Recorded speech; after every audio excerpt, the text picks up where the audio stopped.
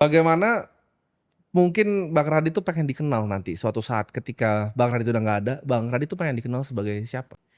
Terus terang gue tuh gak terlalu peduli apa yang orang lihat dari diri gue sih. Persoalan itu doang sih. Mhm, Secara pribadi ya. mhm, Sebenarnya sih gue pengen anak-anak gue aja sih. mhm. Anak-anak gue tuh menilai bahwa kebahagiaan yang mereka dapat selama gue hidup tuh cukup buat mereka. Itu aja.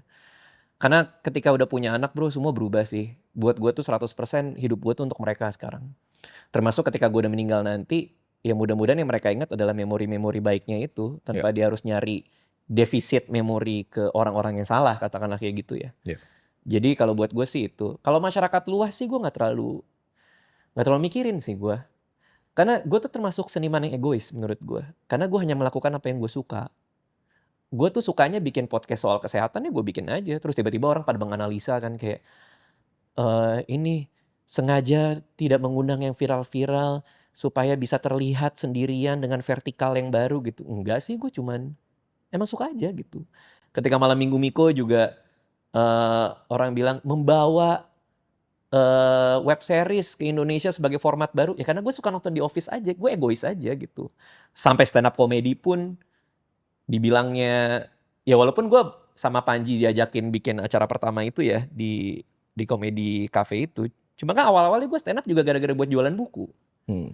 Gara-gara tiap kali gue talk show sepi, nggak ada yang dateng, apa gue stand up aja ya? Kan gue juga pernah belajar gitu, gue stand up aja. Oh ternyata orang suka gini.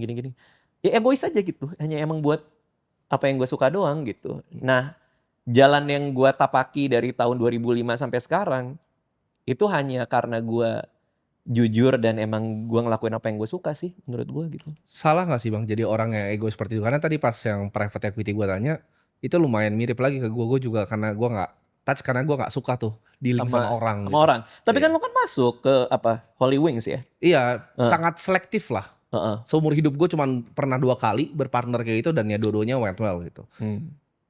Tapi ya dulu sebelum itu gue nggak pernah, gue punya pikiran yang sama, punya pikiran untuk nggak pernah mau touch karena nggak pernah suka kayak banyak orang. Salah nggak sih jadi orang kayak gitu yang lumayan ngisolasi diri ibaratnya?